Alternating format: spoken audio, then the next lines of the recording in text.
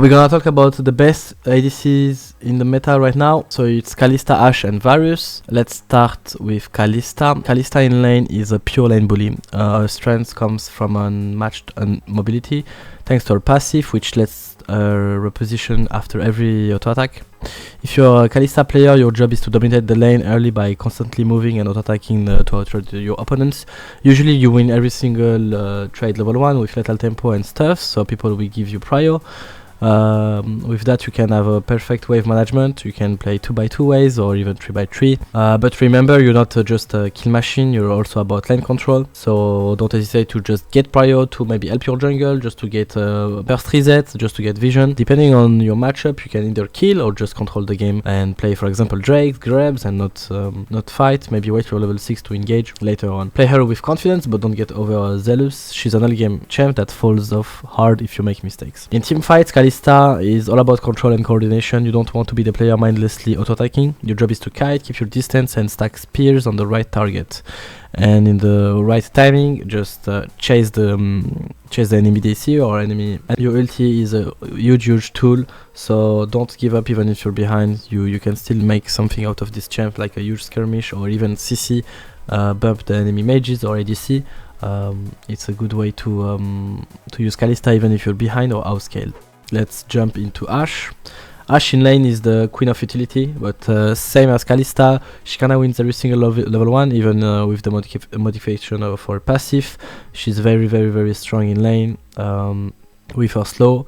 I mean, the bonus damage is not here level 1, so be careful. In some matchups you kinda don't win them anymore, but you usually have the control. And anyway, starting level 2, level 3, you can use your E to know the enemy jungle pathing, which is very good for everyone in your team. And level 6 you have insane all-in potential, insane gank setup, so you can use that a lot. The beauty of Ashe in lane is her flexibility. You can pair her with poke supports like Karma to make the enemy bot lane cry, or engage supports like Thresh to follow up on kills, or like Leona or whatever. And yeah, that's pretty much it about laning phase of Ashe. And let's discuss about Ashe in team fights. The champ is not too flashy, it's more utilitarian. She's about winning the game by doing the little things right. You can have a good engage with an ulti, or you can just kite the enemy frontline very long time. In fights, you're not the highest DPS ADC, but you make up for it with your insane utility. You slow everyone with autos, you kite like a pro, and you keep your team in control of the fight. If you position well, Ashe will feel like the glue holding your team together. Play her smart and you'll win games, even if you're not topping the damage charts. And let's talk about VARUS. We'll talk about, VARUS, what's good about this champ is that you can play him lethality or on it. I think lethality is well more suited for solo queue, and it's way stronger. And in lane, this champ is lane bully after level 3. He will lose most of his level 1s, especially if you play him poke, because VARUS level 1 is like 18-second cooldown on his E. So it's kinda hard, but after level 3 you kinda win every single 2v2 trades with his kit. This champ, I don't think he loses any single all-ins starting from level 3, even against champ like Draven or even KALISTA. So you can pair him like with engage supports and look to play after level 3 and try to win the all-ins, but you can pair him with supports that can poke and just keep your distance of enemies and poke them till they die. So that's pretty good. This champ is pretty versatile. So that's it for the laning. Basically after level 3 you're a god and you're in control of the lane, and just abuse this.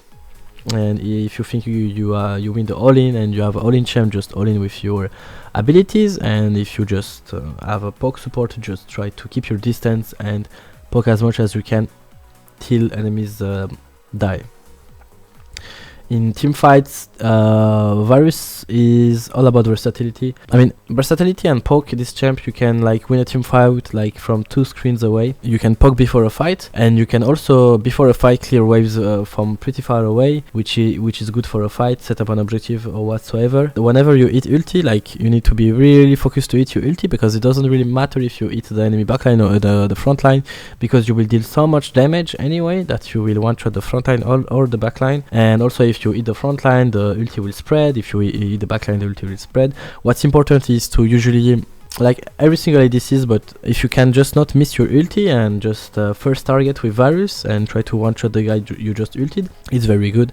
And if you can just poke before a fight, it's the best. But Varus is so OP that anyway, you can just cycle your spells with the passive and you will put like 10 plus spells in a team fight, maybe put 2 Qs in a row, stuff like that, which make the champs very, very, very strong. So yeah, positioning is everything for Varus though, because this champ he has no mobility and no move speed, so if you get caught the game is over. But I recommend you to take Celebrity, Yumus and maybe Edge of Night, so stay sharp and you'll carry team fights like a pro. Kalista, Ashe, Varus, they're all strong for different reasons, but they share one thing in common: if you master their strengths and play to their win conditions, you'll come faster than ever. Remember, the meta is always changing, but good fundamentals will always keep you ahead. If you enjoyed this breakdown, make sure to like, subscribe, and let me know in the comments which ADC you think is the strongest right now. I'll see you in the next one. Bye bye!